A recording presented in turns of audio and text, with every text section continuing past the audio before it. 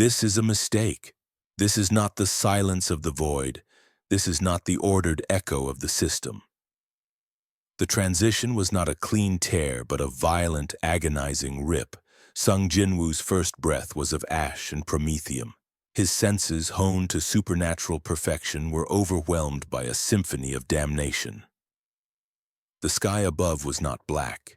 It was a bruised, weeping purple poisoned by orbital bombardment and something else, an intangible miasma of pure, distilled malice that clung to his very soul. He stood in the cratered heart of what had been a marble plaza, surrounded by the shattered statues of saints and martyrs. Their stone eyes wept blood-red rain. He had been ripped from his reality, from his throne of absolute order, and cast into a sea of utter chaos. For the first time since his awakening, he felt the chilling whisper of true isolation. His shadows, his legions, his very power was silent. The link was not broken, but it was stifled, as if he were trying to scream into a hurricane of psychic energy. He was, for a moment, just a man again, and that man was in hell. The roar of a chainsword brought his focus to the present. The battle was not yards away. It was upon him. He stood on the precipice of a failing defensive line. On one side, warriors in Baroque, crimson-red power armor, their voices a distorted mockery of human speech, chanting blasphemies from vox grills carved into leering skulls. They were giants, transhuman in their bulk, and every inch of their ceramite was covered in vile script that seemed to writhe and bleed. They were word-bearers, and they were butchering their way through a line of cowering imperial citizens, their massive bolters reducing men and women to red mist. Opposing them were defenders, fewer in number but possessed of a terrifying, cold fury. They were women, clad in black power armor that seemed an extension of their own fanatical zeal. They fought and died beneath the tattered banners of a two-headed eagle, their own weapons roaring a hymn of righteous hate. These were the Adepta Sororitas, the Sisters of Battle. At their head was a figure of blinding, terrible conviction, Canoness Morwenna of the Order of Our Martyred Lady. Her face, framed by a silver coif, was streaked with soot and blood, but her eyes burned with the white-hot fire of a dying star. Her power armor, adorned with golden lilies and devotional script, was scarred and dented, yet she stood like a fortress. In one hand she wielded a bolt gun that spat explosive death. In the other, a blazing chainsword that shrieked its defiance. "For the Emperor and for the martyred!" she bellowed, her voice amplified into a battle cry that cut through the din. She was a bulwark against the tide, but the tide was overwhelming. She saw her sisters fall one by one, their bodies pulped by traitors or torn asunder by the crackling, profane energies that wreathed the word-bearers' champions.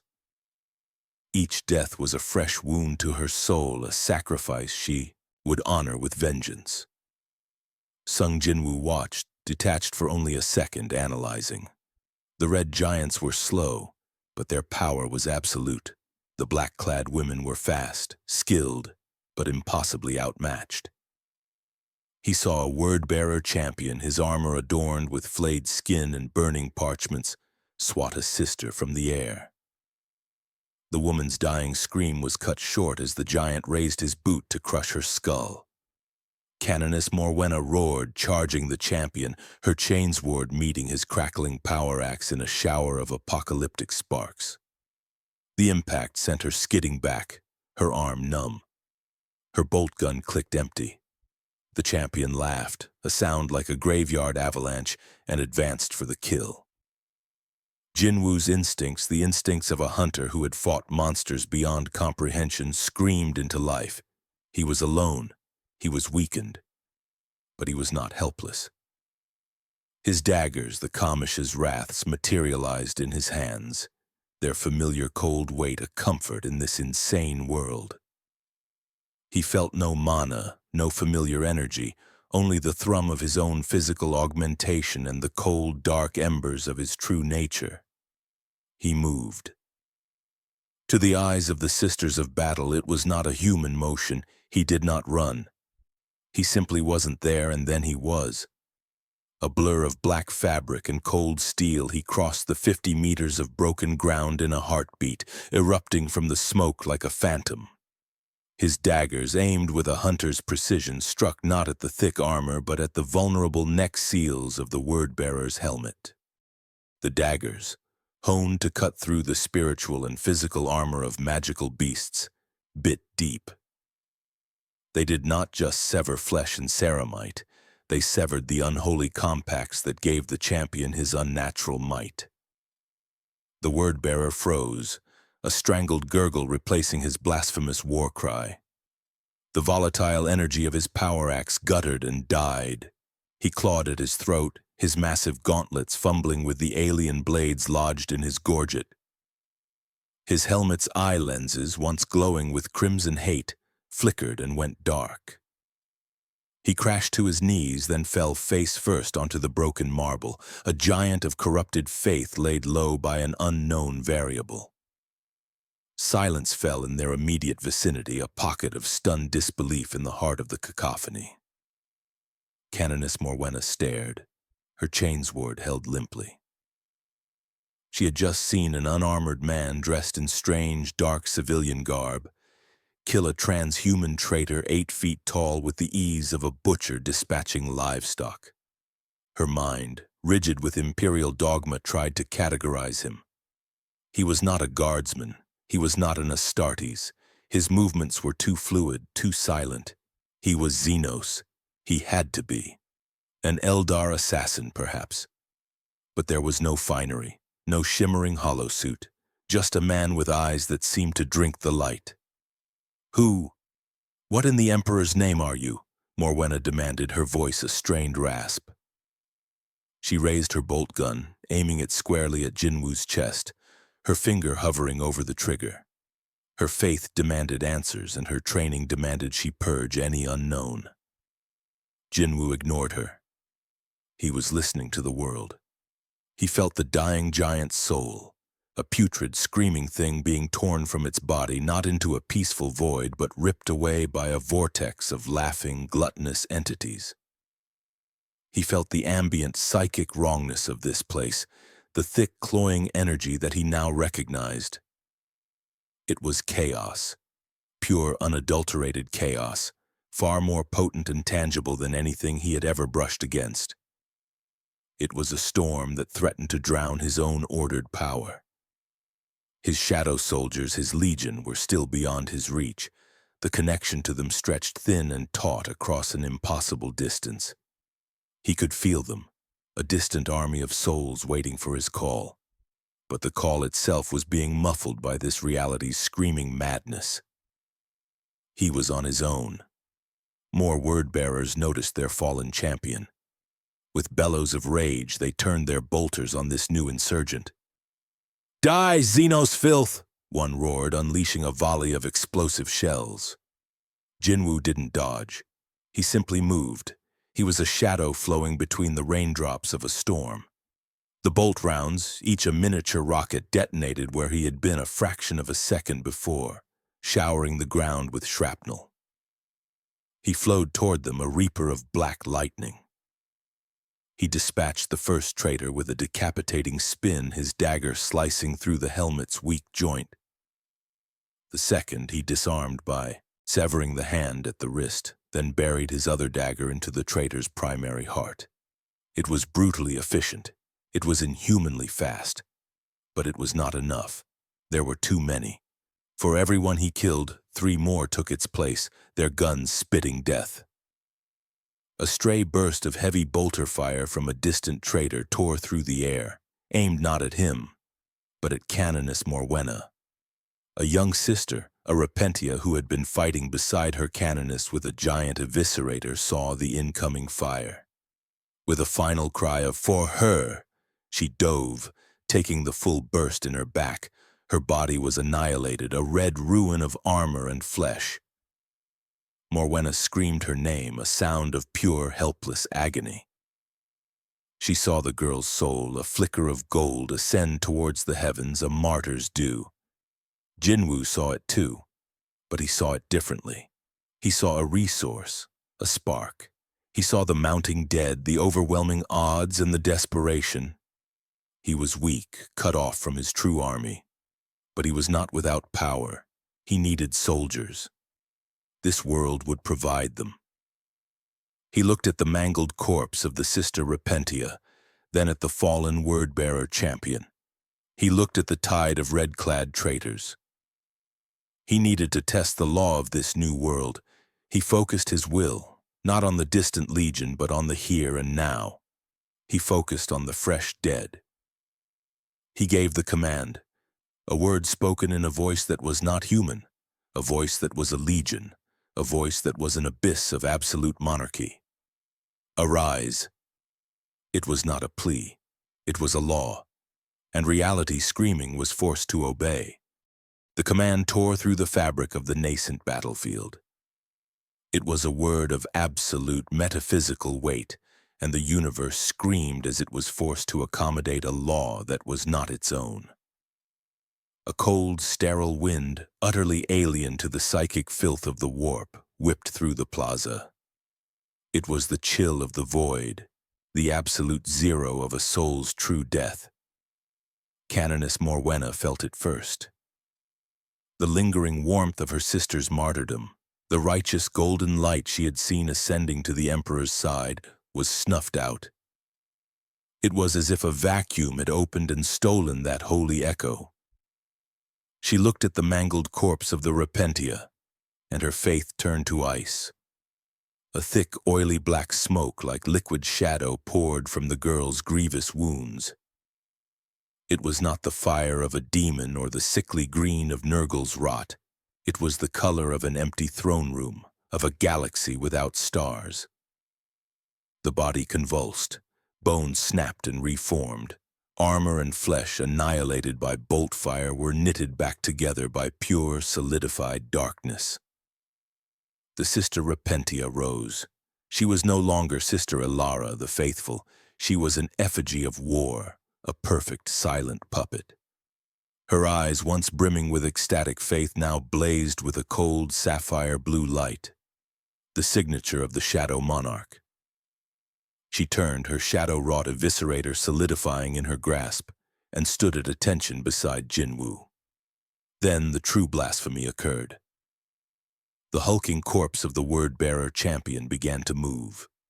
The profane scripts on his armor fought against the encroaching darkness, flaring with a desperate, sickly red light as the ruinous powers tried to reclaim their property.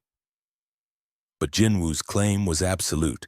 The chaos taint was not purged, it was subjugated. The shadow smoke enveloped the giant, silencing the lingering whispers of the warp, and the transhuman traitor rose. His eye lenses glowed with the same loyal blue fire. He too turned and stood beside Jinwoo, awaiting his command. Canoness Morwenna trembled, her mind teetering on the brink of madness. She had seen demonic possession. She had seen plague walkers and warp sorcery. This was none of those. This was worse. This was a quiet, orderly, and absolute necromancy. It was a theft of the soul itself. "Abomination!" she shrieked, her voice cracking with a horror that eclipsed her fear of the traitors. She swung her bolt gun, its barrel now aimed squarely at Sung Jinwoo's head. You defiled her. You stole her soul from the Emperor's light. Die, heretic, die!" She pulled the trigger. The bolt round screamed toward Jinwoo's face, but it never arrived. The Shadow Champion, the former word-bearer, moved with a speed it had never possessed in life.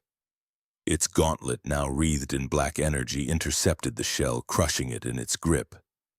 The contained explosion barely singed its new, shadowy flesh. Jinwoo looked at Morwenna, his eyes devoid of malice, filled only with a cold, pragmatic calculus. "They were dead," he stated, his voice a calm, low baritone that cut through the battle. "Now, they serve." He gave a silent command. The two shadows exploded into motion. The Sister Repentia, now a creature of pure, silent speed, flowed into the remaining word-bearers. She was not a berserker. She was a scalpel. Her shadow eviscerator moved in impossible, precise arcs, dismembering traitors before they could even register her presence, her blue eyes the only light in the storm of her own making. The champion shadow charged the main traitor line, a bulwark of darkness. It fought with the skill of an Astartes, but the preternatural instincts of Jinwoo himself, anticipating blows, catching bolter fire on its armor, and crushing helmets with its bare hands. This violation of natural law did not go unnoticed. Far above the poisoned sky, on the bridge of the Word-bearer's battle barge, the testament of Lorgar, Dark Apostle Malachar felt a sudden psychic lurch. He had just felt the soul of his champion, a soul he had personally branded and dedicated to Khorne, be extinguished. Not consumed by a rival demon, not lost in the warp, but seized, silenced, and reprogrammed by a will as cold and empty as the void between galaxies. "What is that?" Malachar hissed, his clawed gauntlet clenching. "A new power? An Eldar trick? No, this is order, an order of death. Find its source. I want it." At the same instant, in the silent, sanctified chambers of the Grey Knight's strike cruiser blade of Titan, holding a high anchor vigil, Inquisitor Hieronymus dropped his psalter. The ancient parchment rolled across the deck.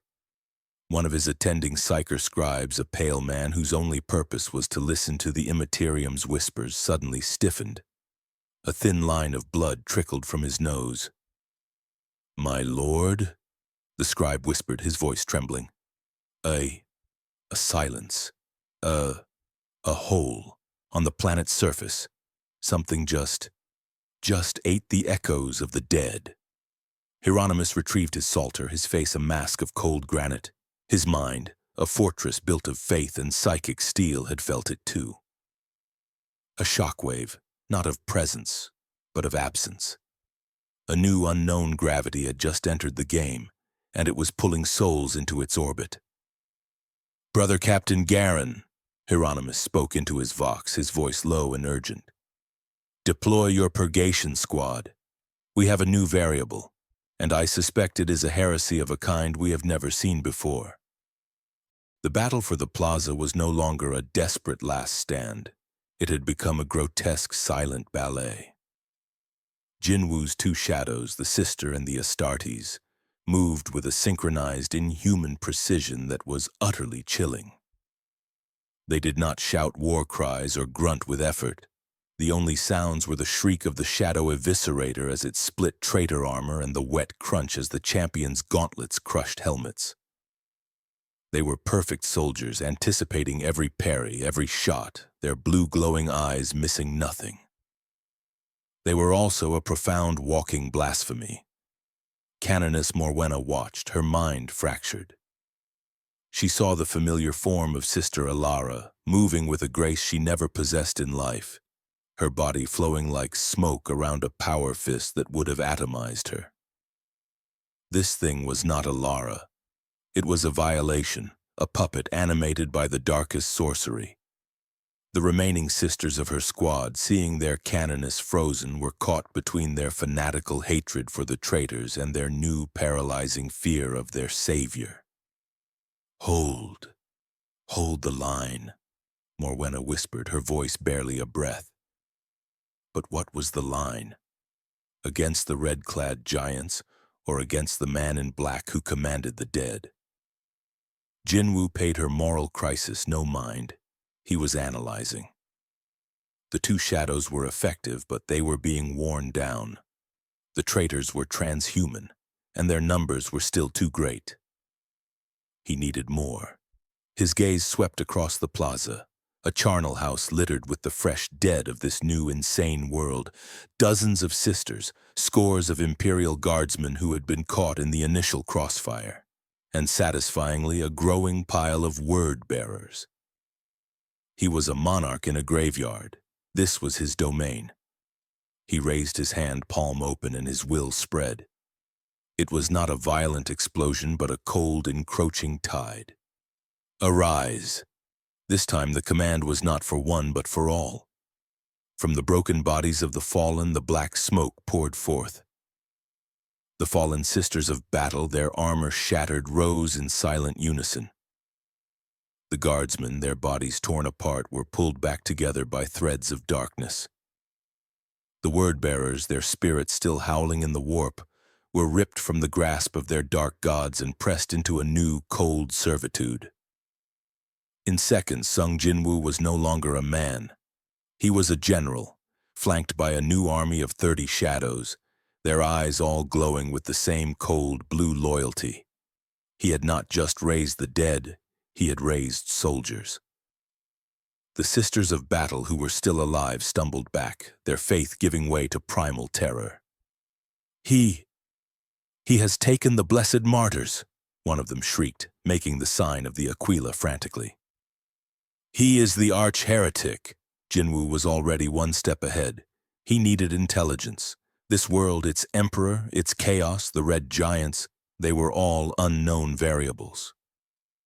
He turned his gaze inward to the new towering shadow of the word-bearer champion. Share your memories. The shadow Astartes kneeled, its blue-lit helmet bowing, and the torrent of its life flooded Jinwoo's mind. It was a vision of such profound, ecstatic madness that it would have shattered a lesser intellect. He saw a crimson world, Sycharis. He saw a glorious golden father, Lorgar, weeping tears of blood. He saw the primordial truth, a swirling, screaming vortex of emotion and power, the eye of terror. He saw the faces of the four, the Lord of Blood, the Architect of Change, the Garden of Rot, and the Prince of Pleasure. He saw the corpse emperor on his golden throne, a desiccated skeletal fraud. He saw the word-bearer's mission, to tear down the lie of the Imperium and enlighten the galaxy with the truth of chaos.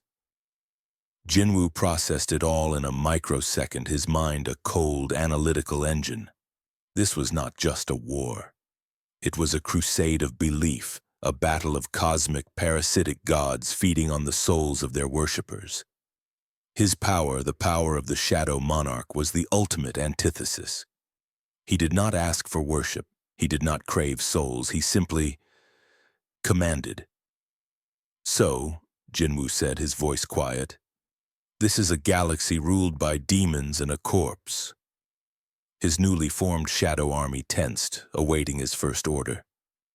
But before he could give it, a new sound ripped through reality. It was not a scream or an explosion. It was a C major chord of perfect blinding teleportation energy. The very air split apart. A fraction of a second before they arrived, Jinwoo felt them, a new power. Not the hot screaming static of the word-bearers, but a cold, heavy silver presence. It was disciplined, it was righteous, and it was aimed directly at him. 5 massive figures clad in unadorned silver-gray Terminator armor materialized in the center of the plaza. Their arrival heralded by a blinding flash and a psychic shockwave of pure, sanctified will. They were giants, even larger than the word-bearers, and their presence was an anchor of absolute crushing reality. Brother Captain Garen, his armor etched with wards and his eyes burning with the cold light of Titan, took in the scene, the living sisters cowering. The traitor Astartes, dead. And in the center, a single unarmored man surrounded by a legion of things wearing the faces of imperial martyrs and traitors alike, their eyes glowing with an identical unholy light. Garen's nemesis force halberd ignited, its silver blade thrumming with psychic energy. His mind, a fortress of faith, instantly classified the threat. Demonic incursion, his voice boomed, a vox-amplified sentence of death. The primary soul thief is the heretic in black. Cleanse, purge, in the Emperor's name. The Grey Knights were a storm of sanctified violence. They did not just attack, they cleansed. The 5 Terminators moved with a speed that defied their colossal bulk, their silver armor a blur of righteous fury. Their storm bolters erupted in a deafening percussive roar. spitting a torrent of mass-reactive bolts inscribed with micro-runes of banishment. This was not the chaotic, hateful spray of the word-bearers. This was a precise, targeted, and overwhelming execution. The blessed round struck Jinwoo's new shadow army, and the effect was immediate and catastrophic. Where a traitor's bolt had merely punched a hole that the shadow essence would quickly seal, these sanctified shells detonated with a flash of white-hot psychic fire. They didn't just destroy the physical construct, they scoured the spiritual energy binding it. When a shadow guardsman was hit, it didn't just fall, it disintegrated, its blue-glowing form exploding into a cloud of sizzling black dust, its connection to Jinwoo severed permanently. Jinwoo felt a sharp, cold sting in his mind for every shadow that was annihilated. It was not pain, not in the physical sense, but the jarring, abrasive sensation of his absolute law being denied. It was the feeling of a chisel striking his authority. This was a new variable, a power that did not play by his rules. He narrowed his eyes, his focus intensifying. His shadow sisters and the single word-bearer champion charged to meet the Terminators, their shadow blades and claws flashing. The result was a clash of absolutes. A shadow sister, moving with the preternatural speed Jinwoo had granted it, lunged at a Terminator, its eviscerator aimed at his helmet's visor. The Grey Knight didn't even flinch. He simply raised his Nemesis Force halberd, its silver blade thrumming with an energy that made Jinwoo's skin crawl. The Shadow Eviscerator, a construct of pure, ordered darkness, struck the glowing halberd. It did not spark. It dissolved. The moment the shadow weapon touched the sanctified psi field, it was unmade, its essence boiling away like water on a star. The Grey Knight's return stroke was instantaneous. The halberd swept down, cleaving the shadow sister in two. There was no resistance, only a silent scream of vaporizing shadow stuff and another jolt of denial that shot straight back to Jinwoo. "Anathema!" Brother Captain Garen's voice boomed from his vox. His analysis was complete. This was not common sorcery. The shadows were not demons, but they were animated by a power utterly antithetical to the Emperor's light. "They are constructs of the void. Focus on the host. Bring him down." The remaining word-bearers, seeing their greatest foes, the anathema psychona of the Grey Knights, now locked in combat with this new black-clad sorcerer, let out howls of ecstatic triumph. "The false Emperor's lackeys fight the new heretic," one shouted. "Let them bleed each other. More skulls for the skull throne." They began to advance, their bolters firing indiscriminately at both the Grey Knights and Jinwoo's remaining shadows. Canoness Morwenna, her mind finally snapping back into focus, was galvanized by the sight of the silver-clad warriors. They were the Emperor's own, his most holy and secret weapon. Their arrival was a sign. "Sisters," she roared, her faith returning like a tidal wave. "The Emperor's angels are here. Purge the traitors. Support our saviors. Leave the thing to them. Fire!" Her living sisters, their terror now channeled into righteous fury, opened fire on the advancing word-bearers, creating a desperate three-way war. Garen ignored the lesser foes. He and his two remaining Terminators, the other two were holding back the Shadow Champion and the last of the Shadow Sisters, advanced on Jinwoo. They were a wall of silver and faith, their every step a psychic hammer blow against the reality of this dark sorcery. Jinwoo stood his ground, Kamish's wraths gleaming in his hands.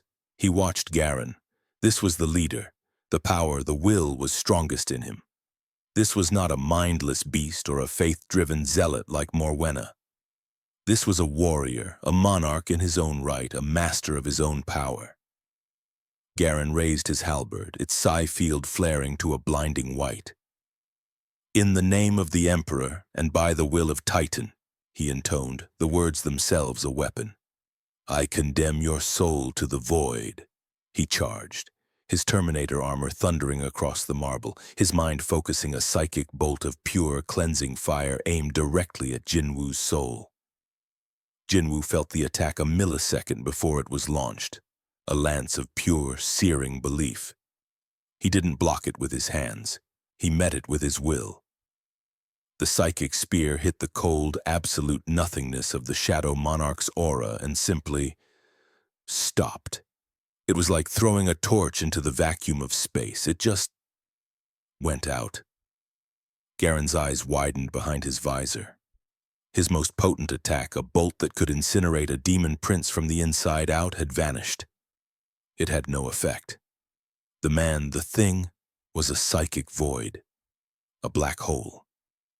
What?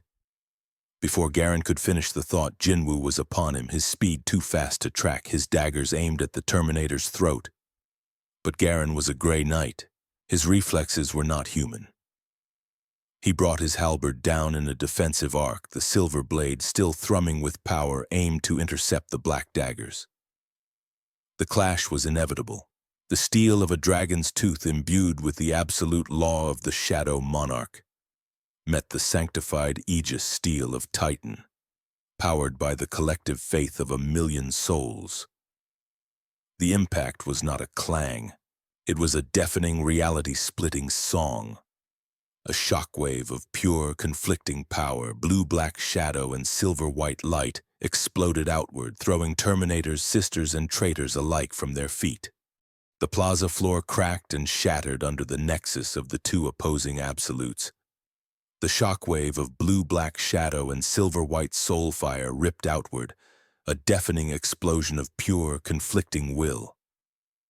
Canoness Morwenna was thrown from her feet, her armor skidding across the broken marble as she crashed into the base of a ruined statue. Her living sisters, caught in the blast, were scattered like leaves. The word-bearers, too, were staggered, their heretical prayers silenced for a moment by this new, dual-bladed display of power. The Grey Knights, anchored by their faith and their sheer unyielding mass, held their ground.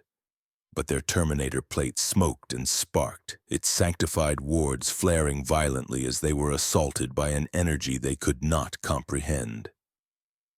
At the epicenter, the two warriors remained locked. Brother Captain Garen grunted, his entire transhuman strength augmented by his psychic might and the power systems of his armor, pushing against the man in black. It was like trying to topple a mountain of alien, unfeeling iron. The man should have been obliterated. He was unarmored. He was flesh. Yet he did not bend. He did not even strain. He simply held. Garen felt the terrifying emptiness of the man, the psychic void that drank his power. And he felt the alien, absolute law of the daggers as they resisted his nemesis halberd, a weapon that could unmake a demon's very name. Jinwoo, in turn, analyzed the power he faced. It was not the chaotic filth of the traitors. This was hot, pure, and focused. It was the collective, weaponized belief of 1,000,000 souls, channeled through one warrior. It was anathema to his shadows, but his daggers, born of a different reality's law, held their own. He could not, however, win a contest of pure static strength against a 1-ton war machine. He had to move. With a thought, he broke the stalemate. He didn't push back. He simply retracted his power, his daggers vanishing into shadow stuff. At the same instant, he used ruler's authority. Garen, his entire being focused on pushing, suddenly found his opposition gone. He stumbled forward, his halberd carving a deep, smoking scar in the ground where Jinwoo had stood. But Jinwoo was already elsewhere. He was a black blur, his movements too fast for even a Grey Knight's enhanced senses to track properly. "My soldiers," Jinwoo commanded, his voice resonating only in the minds of his shadows. "Engage the red ones. Ignore the silver." His remaining shadow constructs, the word-bearer champion and a handful of sisters, turned as one and charged the advancing word-bearers, creating a chaotic melee that bought him precious seconds. The two other active Terminators, recovering from the shockwave, turned to reacquire their target. They found him. One of the Grey Knights, a purgator, raised his wrist-mounted stormbolter. "Target is," he began, but the sentence was never finished. Jinwoo was upon him. He didn't use his daggers. He had seen them repelled. He had seen his shadows annihilated. But he had also seen Garen's psychic lance fail against his very being. He would trust his own, physical, absolute power. He used ruler's authority not to push, but to pull. He seized the ground beneath the Terminator, tilting the broken marble slab the warrior stood on by a mere 10 degrees. For a being weighing over a ton, it was like having the world shift under his feet. The knight's balance was broken for a quarter of a second. It was all Jinwoo needed. He struck, his fist imbued with the full non-magical physical might of a level 146 hunter connected with the Terminator's helmet. There was no flash of power, just a sound like a thunderclap inside a steel drum. The ceramite helmet, one of the most resilient pieces of armor in the galaxy, didn't just dent, it imploded. The Grey Knight crumpled, his vital signs flatlining, his body crashing to the ground in a cloud of dust. He was dead before his armor systems even registered the damage. The plaza, for the second time, fell into a stunned, horrified silence. Canoness Morwenna, pushing herself up, saw it. She had just witnessed an unarmored man kill one of the Emperor's angels, a Terminator, a walking fortress with a single punch. This was a power that defied all sanity. Brother Captain Garen spun around, his mind a fortress of iron, utterly reeling. He had seen demons tear his battle brothers apart. This was not that. This was a killing. It was cold, precise, and physically impossible. This is no heretic, Garen breathed, his voice a low, dangerous rumble. The category of sorcerer was gone. This is a Xenos, a creature of unknown physical prowess, a bioform of ultimate danger. Far above, in the sterile command room of the Blade of Titan, Inquisitor Hieronymus watched the pict feed from Garen's helm cam. His knuckles gripping the arm of his command throne were white. He had just watched one of the Imperium's finest, a holy warrior of the 666th chapter, be dispatched like a disobedient Grox. His mind, ancient and calculating, raced through possibilities. A new strain of Liger, a Necron assassin construct, a tyrannid vanguard creature of unparalleled mimicry. It didn't matter. "Brother Captain," Hieronymus's voice, cold as the void, crackled over the Vox. "Your mission profile has changed. This is not a cleansing. This is a capture protocol. That asset, that entity, must be taken alive. It is a biological weapon of unparalleled potential." Garen's helmet cam caught his enraged snarl. "Alive? Inquisitor, it just killed Brother Lycidas." "Then subdue it, Captain," Hieronymus snapped. "Do not let your rage compromise a prize that could turn the tide of a crusade. Do not destroy it." In the heart of the testament of Lorgar, Dark Apostle Malachar laughed, a wet, gurgling sound of pure, unholy glee. He, too, had seen the kill. "He breaks them. He breaks the Silver Knights. He is not a thrall of the warp. He is pure strength. The Anointed. Send in the Anointed. I want him. I want that power. Bring me the man in black." The air, already thick with the stench of promethium and blood, grew impossibly fouler.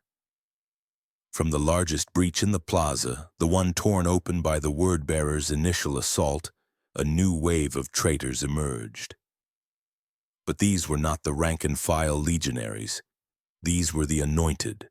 They were monstrous amalgams of crimson ceramite, bulging, mutated flesh, and pure, solidified malice. Where one had an arm, another had a writhing mass of tentacles. Their helmets were fused with their skulls, their visors weeping blood. They were the possessed transhuman bodies given over entirely to the demonic entities that wore them like grotesque puppets. Their leader, A brute whose power axe wept molten slag, roared a name that echoed in both the physical and metaphysical realms. Malakar sends us, seize the Shadow Walker for the Anointed. They charged, their movements a horrifying, unnatural lurching, and their target was clear. Sung Jinwoo. Brother Captain Garen saw the new greater demonic threat. He also had his orders. The conflict in his soul was a raging fire. "Inquisitor," he voxed, his voice a low growl of contained fury, "we are beset by demonic hosts. I cannot subdue the target and fight these abominations." Inquisitor Hieronymus's reply was as cold and swift as a guillotine. "You will, Brother Captain, or you will die in the attempt. That asset is paramount. The Imperium demands it." Garen's jaw tightened so hard it felt his teeth might crack. He turned to his last remaining Terminator, Brother Sergeant Vorn. "Vorn, the target is to be taken alive. Subdue. Do not kill. I will hold the demonic." It was an order that tasted like ash, but it was an order. Garen, a living saint of war, turned his back on the prize and charged alone toward the 5 oncoming possessed, his nemesis halberd a silver comet of pure righteous hate. "For Titan and the Emperor," he bellowed, his personal war cry a challenge to the gods of chaos themselves. This left Brother Sergeant Vorn to face Sung Jinwoo. Vorn, armed with a Nemesis Force sword and a storm bolter, was a veteran of 100 campaigns against the horrors of the warp. He understood the command. He vented his bolter's remaining ammunition into the last of Jinwoo's shadows, annihilating the word-bearer champion in a final cleansing explosion of sanctified shells. Now it was just him and the target. "By the will of Hieronymus," Vorn intoned, his voice heavy with duty, "you will submit." He advanced, not with a killing strike, but with his power-wrought hand raised. He would not use his blade. He would use his mind. He gathered his psychic might, not into a lance, but into a net. He would cast a web of psychic chains, a binding of pure will designed to paralyze the target's motor functions, to shackle his very nervous system. He unleashed the attack, a wave of invisible crushing pressure. Jinwoo felt the psychic assault. It was different from Garen's. It was not a spear. It was a cage. It was slow, heavy, and designed to contain. It washed over him, and for a terrifying second his muscles locked. His limbs felt like they were encased in lead. He was being held. But the Shadow Monarch was a being of absolute will. His power was not a gift from gods, it was an office. He was a law unto himself. "You cannot hold a monarch," he whispered, not to Vorn, but to the universe itself. He flexed his will, and the blue-black aura of his own authority exploded outward. The psychic chains did not just break, they shattered. The psychic backlash sending Brother Sergeant Vorn stumbling back, his mind screaming from the sudden, violent rejection of his power. It was like trying to cage a black hole. At that moment, the battle between Garen and the possessed reached its apex. Garen was a whirlwind of silver, his halberd carving a sacred geometry of death. He bisected one possessed, the demon within it screaming as it was banished. He impaled another, the creature dissolving into foul-smelling smoke, but he was outnumbered. The leader of the Anointed, the brute with the weeping axe, slammed its weapon into Garen's side, tearing a smoking molten canyon through his Terminator plate. Garen roared in pain, his sacred blood hissing on the hot armor.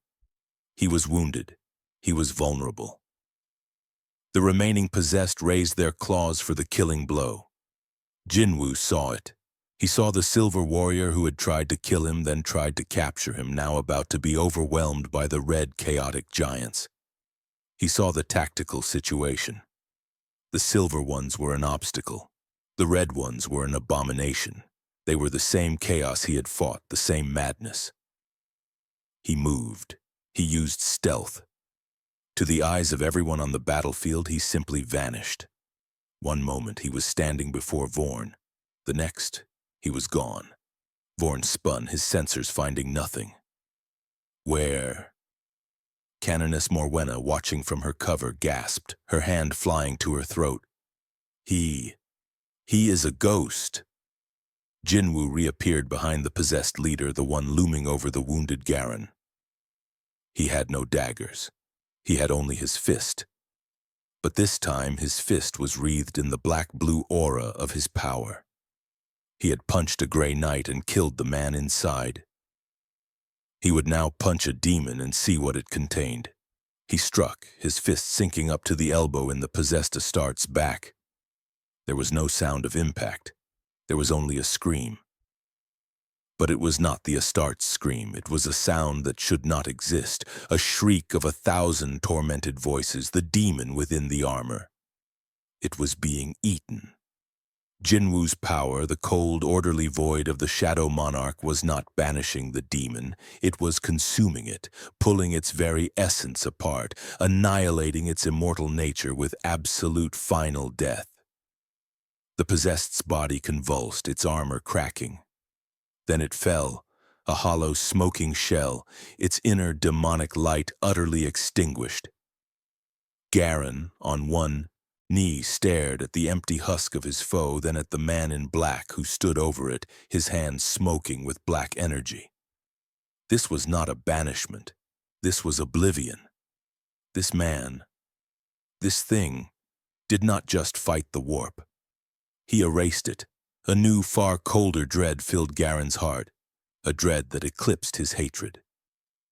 He finally understood what he was looking at. Emperor's mercy, Garen whispered. What are you?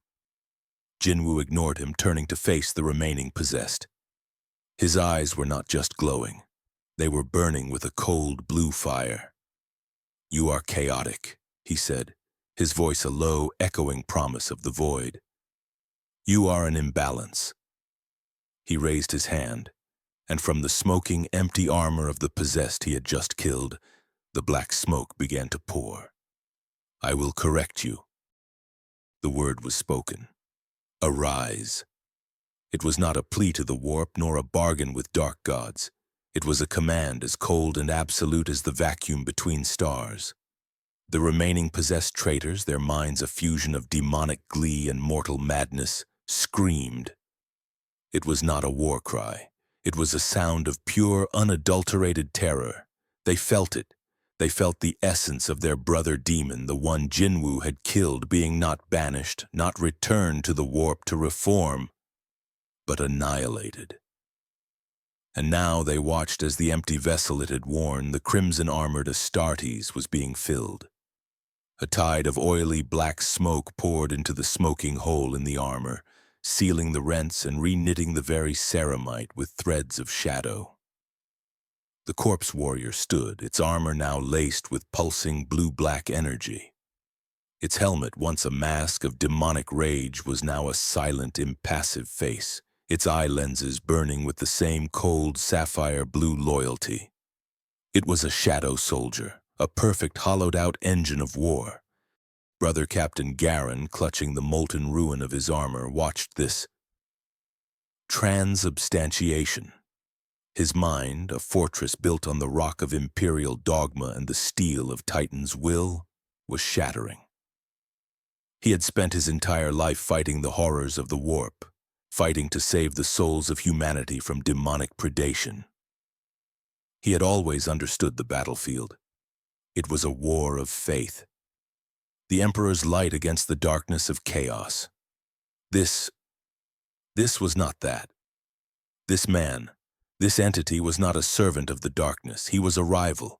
He did not corrupt souls. He stole them from the cycle entirely, pressing them into his own sterile, silent servitude. He was a black hole in a galaxy of screaming light, a power that consumed both demon and martyr with equal, indifferent hunger. This was not heresy. This was blasphemy against the very nature of reality. Captain!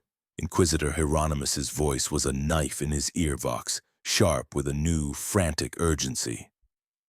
The asset is harvesting, the demonic. It is stabilizing a new form. Do not let it consolidate. Subdue it, Garen. That is your final order. Garen stared at the new shadow Astartes as it turned to stand beside Jinwoo. He looked at Brother Sergeant Vorn, who was repositioning, his force sword lit, his face a mask of grim duty. He looked at the cowering living sisters, their faith broken. He looked at his own smoking wound.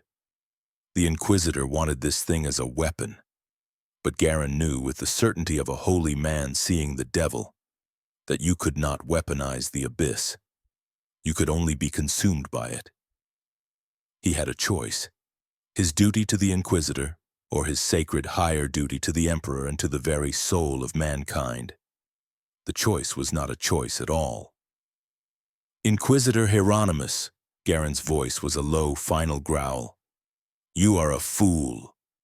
He cut the vox link, silencing the Inquisitor's enraged reply. He turned his gaze to his last living battle brother. Vorn, he bellowed, his voice the pure clarion call of Titan. New directive. Protocol exterminatus animae. The target is anathema ultima. Destroy the host. Purge him from reality. Brother Sergeant Vorn's eyes widened for a fraction of a second, the weight of the command settling on him. This was not a capture. This was not even a standard purge. This was an order to annihilate a soul, a joint ritual of banishment reserved for the most senior Grey Knights. And they were only two. But he was a Grey Knight. His faith was his shield. His captain's word was his sword. He nodded a single sharp gesture. It shall be done. Garen forced himself to his feet, his transhuman physiology screaming as his blood sizzled. He planted his feet, gripping his nemesis halberd in both hands. He did not just ignite the psi field, he overloaded it, pouring his own life force, his very soul into the blade. The silver halberd did not just glow, it burned, shining with the white-hot light of a newborn star. We are the hammer, he roared, his pain and fury forged into one last defiant strike. He charged, not as a soldier, but as a missile of pure, self-sacrificial faith, his blindingly white halberd aimed directly at Jinwoo's heart. He was a living martyr, and this was his final glorious blow. Brother Sergeant Vorn did not charge. He was the anchor. He slammed the base of his force sword into the cracked marble, the blade flaring with a light that perfectly matched his captain's. He began to chant, his voice a deep, resonate monotone that was not a prayer but a formula. It was a complex, multi-layered psychic weaving, a litany of pure, spiritual gravity. By the blood of the Primarchs, by the will of Titan, by the sacred light of the Emperor, I bind thee. I hold thee. I name thee anathema. Your essence is forfeit, your shadow is anchored. You shall not escape the hammer's fall. As he spoke, invisible silver chains of pure consecrated will erupted from the ground and wrapped around Jinwoo. They did not touch his body. They sank into his very being, locking his spiritual form, his shadow, to the physical ground he stood upon. Jinwoo's eyes widened. He tried to stealth, to slip into the pocket dimension of shadow. He couldn't. He was held. He was a monarch chained to his throne, and the executioner was coming. Garen was no longer a man. He was a comet, a living, screaming meteor of self-sacrificial soul fire, his speed impossible for a being of his bulk. The white-hot light of his halberd was so bright it bleached all color from the plaza, forcing even the word-bearers to shield their eyes. Jinwoo's new shadow Astartes moved to intercept its master's foe. It was a perfect soldier, loyal and absolute. It put itself directly in Garen's path, a shield of reclaimed chaos. It was a futile, tragic gesture. The shadow construct, a being of pure, orderly void, struck the white-hot aura of Garen's faith and was unmade. It did not explode. It did not burn. It was annihilated in a silent flash, as if it had never existed. The jolt of its unmaking slammed into Jinwoo's mind, a psychic shriek of pure negation, but there was no time to react. The comet was upon him. With no escape, Jinwoo did the only thing he could. He brought his Kamish's wraths up in a desperate crossed block. The dragon's tooth daggers, artifacts of a world of magic, met the nemesis halberd, an artifact of a galaxy of faith. The impact was a silent, blinding nova. A white spiritual sun detonated at point-blank range. There was no sound, only a flash of pure, absolute white that consumed the plaza. Canoness Morwenna, her eyes squeezed shut, felt not heat, but a wave of absolute peace, the purifying benediction of a saint's final martyrdom. It was the holiest, most beautiful thing she had ever experienced. The word-bearers, in contrast, screamed as the wave of holy light washed over them, their demonic patrons recoiling, their possessed flesh searing as if touched by a star. The shockwave of pure, conflicting law, void versus soul, blew Brother Sergeant Vorn from his feet, his armor tumbling as the psychic backlash of the ritual's completion fried his neural pathways. Then, as quickly as it had come, the light was gone. The silence that fell was heavy, absolute. Brother Captain Garen was still standing. His halberd was still embedded in the ground. But the light was gone. His armor, once silver, was now a dull, heat-blackened gray, smoke pouring from every joint. He was a statue of iron and ash. A gauntlet twitched, then fell limp. A hollow clang echoed as his helmet, its eye lenses dark, slowly tilted forward. Garen, the last bulwark of Titan on Sanctia Primus, was dead. He had given his soul, his everything, in that final, defiant blow. Brother Sergeant Vorn, his armor system screaming alarms, pushed himself to one knee. He was bleeding from his nose and ears, his mind a raw, flayed thing. But he was alive. He looked to where the anathema had stood. He was still there. He was still standing. Jinwoo was on one knee, his head bowed. His entire body was smoking, not with fire, but with trails of black, shadowy energy bleeding from his skin, his wounds. His black tunic was gone, vaporized from his torso, revealing a body etched with the scars of 100 battles. But this was a new wound. He was hurt. He had been hurt. The attack, a pure, focused detonation of a human soul, had struck his essence directly. It was a power he had no defense for. It was a perfect, absolute counter to his nature. He tasted his own blood, a strange, metallic tang. He looked up, his blue glowing eyes flickering. He saw the empty, smoking shell of Garen. He saw the wounded Vorn, struggling to rise. He saw the word-bearers, battered but now regrouping, their eyes wide with a new, hungry fervor. And he felt a hole. Garen's sacrifice, that detonation of pure spiritual energy, had not just wounded him. It had done something to the fabric of this insane reality. It had punched a hole, a rip. It was like a psychic resonance point, a beacon. Jinwoo's connection to his army, once a thin, stretched taut thread across an impossible, roaring ocean of chaos, was now a gateway. The attack, meant to annihilate him, had instead opened the door. He could feel them, his legions, Igris, Bellion, Beru. They were there on the other side, waiting, clawing at the veil. A slow, cold smile, the first true expression he had shown, touched Jinwoo's lips. It was a smile of utter predatory relief. He pushed himself to his feet, the wisps of black smoke coiling around his wounds. He looked at the chaos of this world, the red traitors, the silver knights, the broken faith of the women in black. He had tried to be cautious. He had tried to analyze. But this galaxy did not understand analysis. It did not respect caution. It respected power. Very well, he would give it power.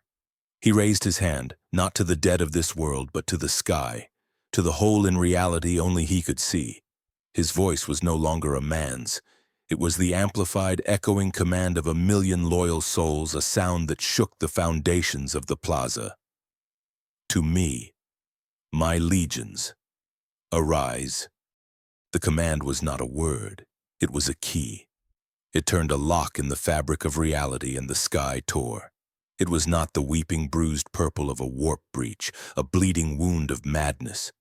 This was a clean, cold, and absolute shattering of the veil. A vast geometric rift of pure, starless black opened above the plaza, a hole of perfect, orderly emptiness. From it there was no screaming, no chaotic rush of demons, there was only a sound.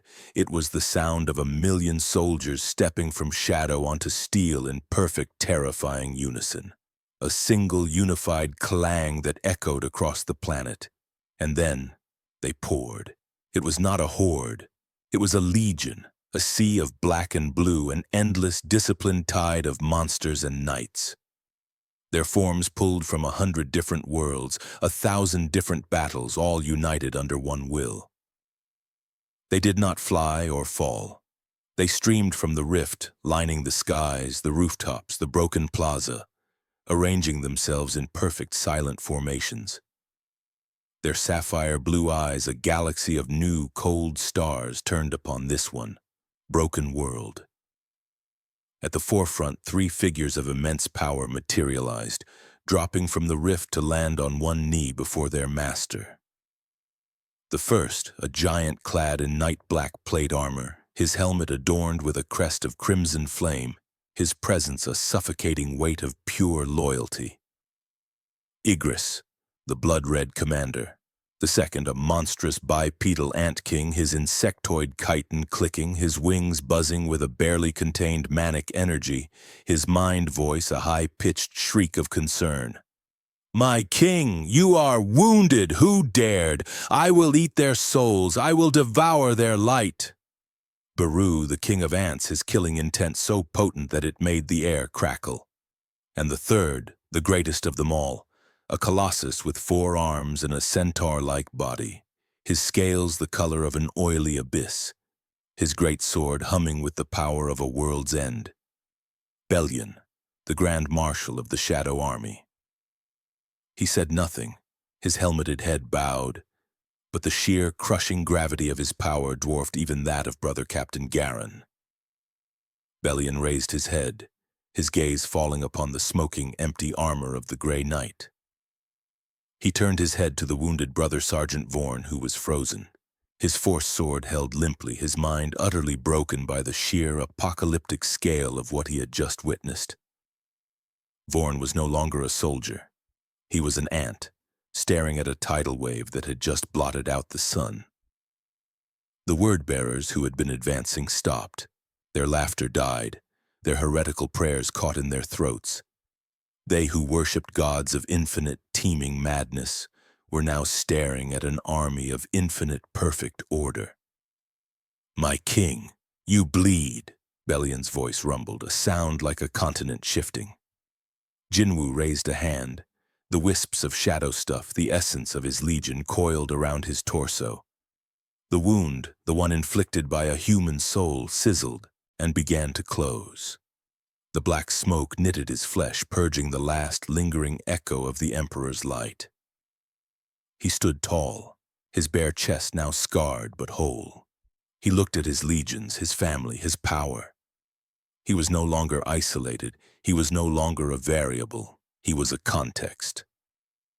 On the blade of Titan, Inquisitor Hieronymus stared at the picked feed, his ancient analytical mind going utterly blank for the first time in 5 centuries. The energy readings were impossible.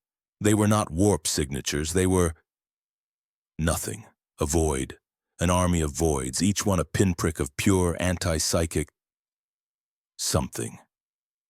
"By the throne," he whispered, his voice trembling. It's not a weapon, it's an invasion, a new cosmological constant, a true anathema." On the testament of Lorgar, Dark Apostle Malachar had fallen to his knees. He was weeping, tears of blood and ecstatic joy streaming down his face. He is the one, he is the hollow god, the true monarch, the one who comes to unmake the lie. He is beautiful. He is the Word made manifest. His devotion to the chaos gods, a lifetime of faith, evaporated in a single instant, replaced by a new, more profound and utterly terrifying worship. In the plaza, Jinwoo turned his gaze from his kneeling generals. He looked past the frozen, silver-clad form of Brother Sergeant Vorn. He looked past the terrified, huddled living sisters of battle. His eyes, now burning with the full, unbound power of the Shadow Monarch, settled on the crimson-clad word-bearers. He saw them for what they were: noisy, chaotic, an imbalance, an error in the system.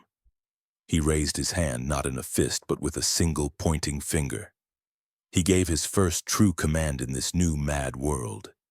His voice, amplified by the will of his entire legion, was the only sound in the sudden, absolute silence. Erase them.